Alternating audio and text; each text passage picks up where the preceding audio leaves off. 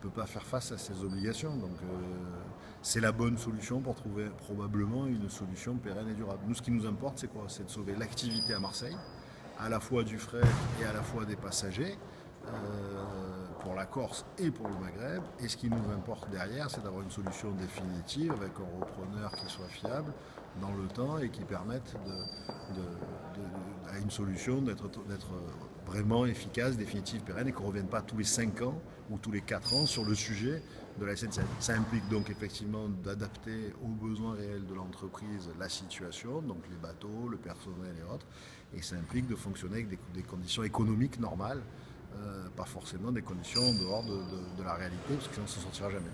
Est-ce que vous craignez la réaction des personnels de la SNCF? Moi, je pense que la réalité, c'est qu'ils savent quelle est la situation très clairement et que s'ils ont une réaction qui est excessive, ils feront fuir les repreneurs.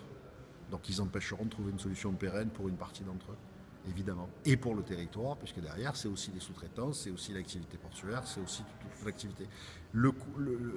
L'économie de la continuité territoriale, c'est 330 millions d'euros pour ce territoire, entre la médecine, entre les passagers, entre les gens qui viennent étudier sur Marseille. Donc il y a une véritable économie qui existe, et le fait d'une réaction trop brutale va, une fois de plus, abîmer cette réaction et va faire permettre de trouver des solutions de passage par d'autres points. Et donc on fera un peu plus fuir les repreneurs potentiels. Donc ça serait un mauvais signe donné supplémentaire.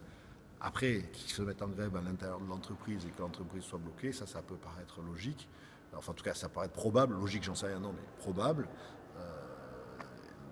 Et là, on n'aura rien de particulier à dire. Ça concerne les actionnaires et les salariés, mais il ne faut pas qu'ils obèrent la possibilité de reprise et il ne faut surtout pas qu'ils bloquent l'ensemble de l'économie du territoire.